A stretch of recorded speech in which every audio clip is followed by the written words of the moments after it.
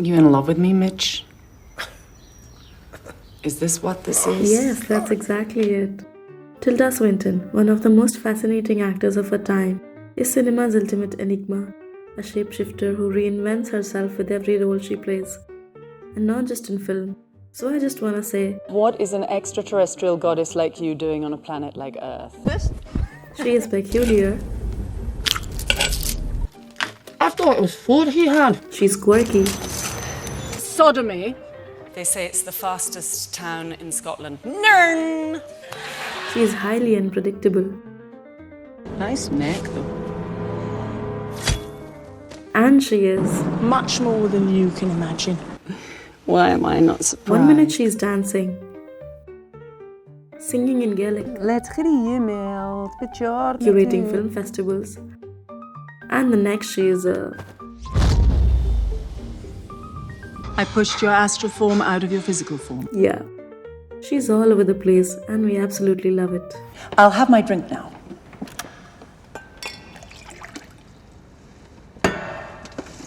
She's done it all, from over 70 feature films, numerous shots, whole lots of TV, voice work, It may snow tonight. music videos, an Oscar win, countless nominations, becoming an art installation at MoMA, and the list could just go on. Overwhelming. It's just enormous. In today's video, we're diving into Tilda Swinton's incredible filmography, a journey through her career-long talent for transformation, with roles in films like Only Lovers Left Alive, Snowpiercer, We Need to Talk About Kevin, and Suspiria. She has a way of constantly surprising audiences. Tilda always puts the character first, letting it shape her performance before her own identity comes through. This is so disappointing. C'est trop décevant. Es una muy grande desilusión. Chitsa manama. No, we don't need all that. I've only got 7 minutes.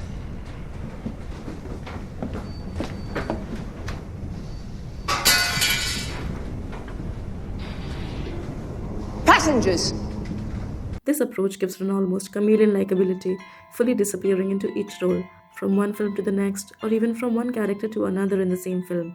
She's practically unrecognizable, constantly redefining herself.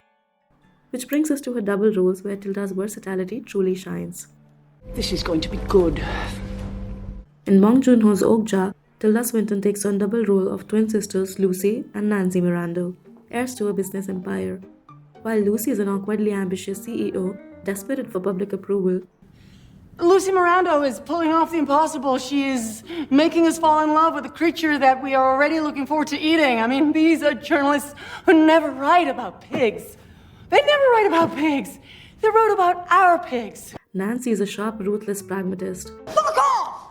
We're extremely proud of our achievements. We're very hardworking business people. We do deals, and these are the deals we do. Swinton masterfully contrasts their personalities, ensuring the twins feel like siblings with shared roots but vastly different outlooks, keeping them distinct yet undeniably connected. That's it. That's the image.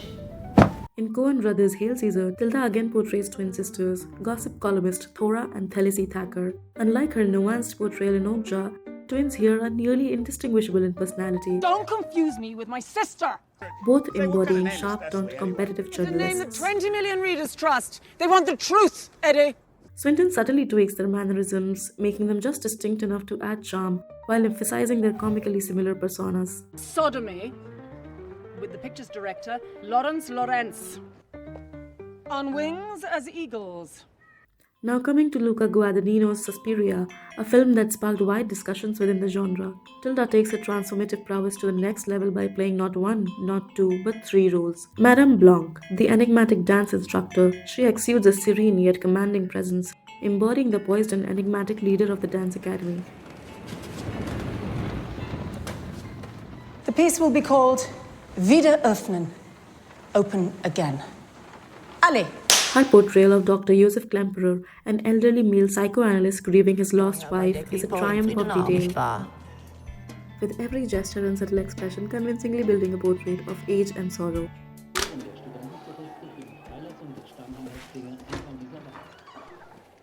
My intention was that, as is still the case, that Dr. Klemperer would be played by Lutz Ebersdorf, and that it would end there. And in fact, what I originally planned was that Lutz Ebersdorf might sadly pass away during the edit, and we put his in memoriam on the credit of the film. We decided latterly that wouldn't happen because we thought he might actually want a bit of an ongoing career and he might want to pop up in other people's films. And finally, as Mother Helena Marcos, Swinton dives into grotesque horror, disappearing completely into the decayed and monstrous figure of this witch Coven's matriarch. This isn't vanity. This isn't art. Each character is so distinct in appearance and mannerisms that it's almost unbelievable they're portrayed by the same person. A testament to her extraordinary dedication and artistry. Last but definitely not the least, one of my favorites of Tilda is the 2022 Gothic mystery drama Eternal Daughter by Joanna Hogg. Swinton delivers a masterclass in subtlety and emotional depth by playing both mother and daughter in a story about memory, identity, and the weight of familial bonds. Swinton's performance as Julie, the daughter, carefully showcases how children can both admire and resent their parents. I want her to be happy. Just want her to be happy all the time. Julie's character absorbs her mother Rosalind's mannerisms and traits, her elegance, her reserve, and even her quiet strength. Yet Julie battles with maintaining her individuality, feeling driven to overcompensate as the perfect daughter. No, Mama, I want us to do what you want. Meanwhile, Swinton's portrayal of Rosalind reveals the other side of this relationship. Rosalind is stoic, enigmatic, and often overwhelmed by Julie's excessive efforts to care for her. This dynamic creates a quiet tension. Rosalind appreciates Julie's devotion, but starts to feel suffocated by the constant attention and emotional intensity. Let's get on with these cards. All right, can we? Do you mind? Swinton captures Rosalind's subtle discomfort, her longing for space, and her growing exasperation with the boundaries Julie unintentionally crosses. You look a bit cold. Oh, would you like a scarf? I'll go and get you a scarf. No, Yeah. I can do it, darling. I'll get one later. No, I'll get it. Swinton embodies both roles so seamlessly that the dialogue feels alive, as if Rosalind and Julie were truly in the room together. The emotional weight in these exchanges, particularly Rosalind's moments of restrained frustration and Julie's desperate attempts to connect, feels raw and Take my time and then unfiltered. I'm going to have a bath. Do you want me to run it for you? Really? No, don't worry. I'll be fine. Underscoring Swinton's incredible ability to make the audience forget she's acting opposite herself. Yeah, I think so. I'm gonna give it a stab anyway. One of the most remarkable aspects of Swinton's performance is how naturally she carries on conversations between these two characters without the immediate presence or reaction of a scene partner. And on top of that, the dialogue was all improvised. It's all improvised. It's all improvised. So now the question comes, how does she do it? Maybe I've got a bit of my brain missing. Tilda Swinton often speaks about transformations as a central aspect of her craft, embracing the fluidity of identity and the freedom to explore new personas. She sees acting as a form of metamorphosis, where the process of becoming different characters is a personal and artistic journey. If we're talking about narrative, I'm particularly interested in people, the portraits of people who find themselves on precipices in their lives when they have to transform, or they find themselves naturally transforming and they have to accept that transformation. Her secret seems to lie in her openness to explore every corner of human experience. Wait your hurry. The tea will be ready when it's ready. It is a testament to how she chooses her roles, often skipping the script entirely and focusing on embodying real people rather than crafted characters. In her early career, Tilda Swinton found a match in avant-garde director Derek Jarman, who threw her into worlds where art, identity, and performance collided in fascinating ways. Her collaboration with Derek Jarman laid the cornerstone for her career, shaping her into the boundary-pushing artist we celebrate He today. made it possible for me to play, and it was like a sort of kindergarten. He was an extraordinary man, Derek Jarman. He was a real artist. From Caravaggio, where she melded intense vulnerability with razor-sharp edge, You're in love with him! to avant-garde films like The Last of England and The Garden. Jarman's projects allowed her to explore performance as art. These works weren't just movies, they were immersive canvases for Swinton's fearless transformations. Her time with Jarman was a masterclass in versatility. In Edward II, she commanded attention as Queen Isabella, blending regal presence with searing emotional depth.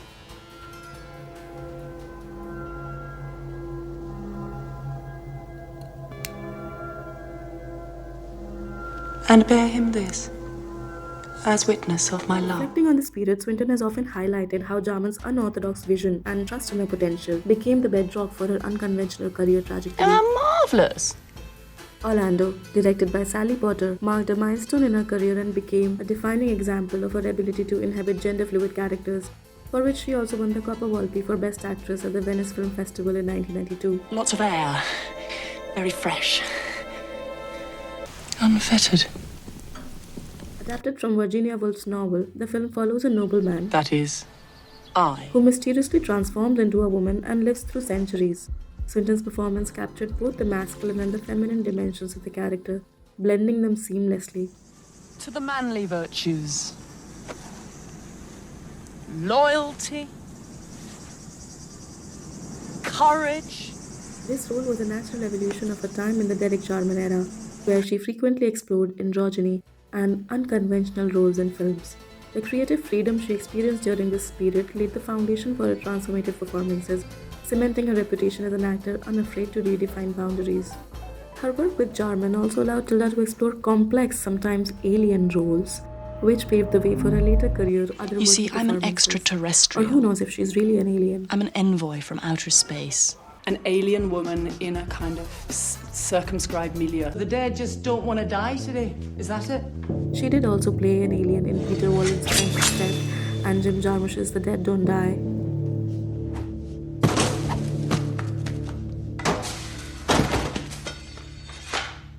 That's a shame.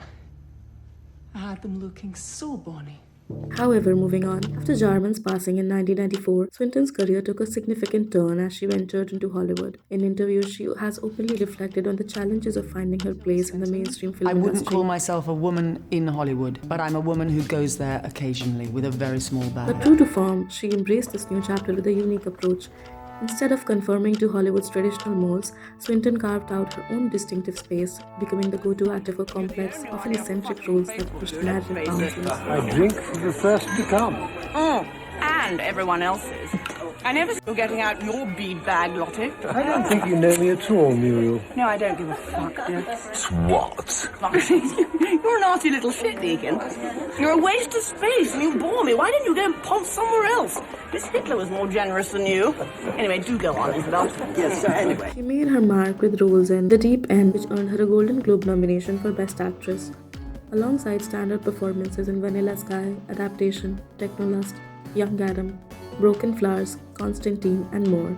Each film hinted at her evolving range and willingness to challenge conventions. Then came The Chronicles of Narnia, 2005, the role that propelled Tilda Swinton into mainstream fame. Oh, how much I wanted to be wrapped in that stunning white coat she wore. Swinton delivered an icy and commanding performance that left an indelible impression. Dies.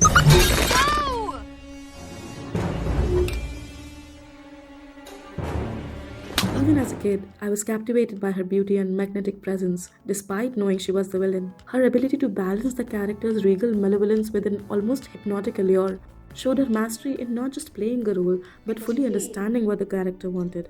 That still does magic. Her ability to infuse her characters with a depth and complexity that make them unforgettable, showing not just what they are, but what they truly want. With Michael Clayton 2007, Swinton's true Hollywood breakthrough, her chilling portrayal of Karen Crowder, a morally conflicted lawyer, earned her an Academy Award for Best Supporting Actress, It's quite substantial. solidifying her place in Hollywood. She followed it up with Burn After Reading, showcasing her sharp comedic skills as a hilariously cold and self-absorbed character in the Coen brothers' dark satire.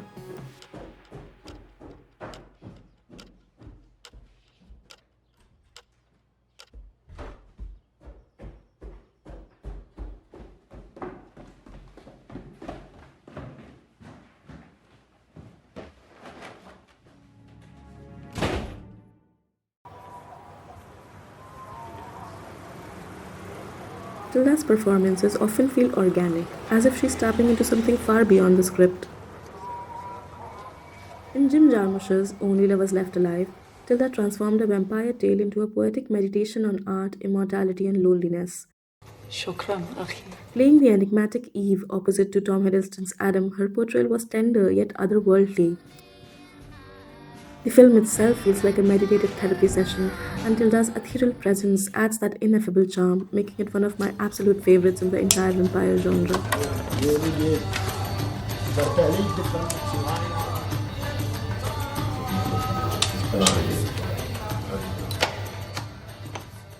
Earlier, I mentioned how Tilda Swinton can embody contrasting personalities like the twinnies in Okja or her remarkable three-role showcase in Suspiria. But to truly understand her range, let's look at two films that explore the darker corners of humanity.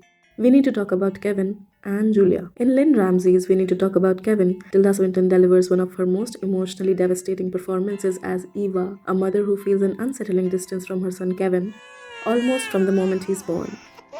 What stands out is how Tilda brings an almost unbearable vulnerability to Eva. Jesus, it's all 12? I'll take them as they are. But they're totally broken. I'll take them as they are.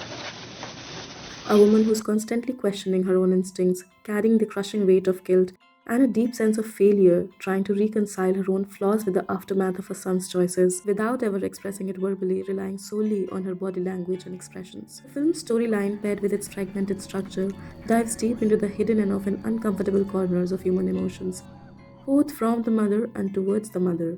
It navigates the confusing, contradictory feelings of love, resentment, guilt, and despair, leaving you unsure of who to vouch for. Yeah, you can be kind of harsh sometimes. You're one to talk. Yeah, I am. Wonder where I got it. It's not just about the story, but also about how Tilda breathes into the character, makes Eva's every glance, hesitation, and unspoken thought feel painfully real. This is Tilda at her most raw and unflinching, and it's a performance that lingers long after the credits roll. And then there's Julia, directed by Eric Zonka in 2008. Here, Tilda plays a reckless, self-destructive woman who kidnaps a child for ransom. Stand there where I can see you. Now stand there and don't move. And shut up! At first, she's erratic, I don't know. morally bankrupt, Full of crackheads. And I know because, I'm no angel. and focused solely on the payout. God's with us and you don't have the money! No, I don't have it! But I owe that money! That's my money! You fucking psycho! Surely one of her most electrifying and unpredictable performances. From the very first scene, Julia is a live wire, chaotic, impulsive, and utterly self-destructive. And the money, it's just there. We just have to take it. Nikki, you're the only person I can come to with this. Nikki, baby, Nikki. Nikki. But as the story unfolds, something shifts. Am I gonna kill you for that? What kind of a fucking question is that? No, I'm not. Come here. Julia begins to care for the child, an instinct she never knew she had emerges, and it changes her. Tilda breathes into the character again. Beneath the chaos, you start to see flashes of vulnerability and an unexpected sense of care. It is not redemption exactly, but rather a raw, unfiltered exploration of a woman grappling with instincts she never thought she had. It's not a sudden change, but a gradual one, gripping evolution that feels raw and painfully real. Watching Tilda navigate this journey from reckless anti-hero to someone unexpectedly maternal is nothing short of mesmerizing. What's fascinating is how these two films deal with motherhood in such opposing ways. In We Need to Talk About Kevin, Eva is forced to confront the darkest parts of parenting, while in Julia, motherhood sneaks up on her, reshaping her entirely. Yet in both, Tilda brings such honesty and depth that these characters feel completely real to you. Both films stayed with me long after the credits rolled, and not just because of their stories, but also because of how Tilda made me feel like I was living these characters' lives alongside them. It's her ability to inhabit these emotional extremes that make her performances unforgettable. He wanted to make a deal with me because he wants to go to America. In recent years, her collaboration with filmmaker Orbital on Memoria took her into new territory once again. The film's slow burn pacing and its dreamlike atmosphere allow the viewer to sink into the spaces between moments. With Swinton at its center, the film becomes an exploration of perception itself. Her subdued, introspective performance demonstrates her range and her ability to turn minimalism into something profoundly compelling. Here, Tilda feels almost elemental. It's as if you're in it with her, trying to figure out what's happening just as much as the character is. Memory is a superb film, exploring themes like memory and perception through a narrative unlike any other. But we'll save this for another video. It's definitely worth a deep dive.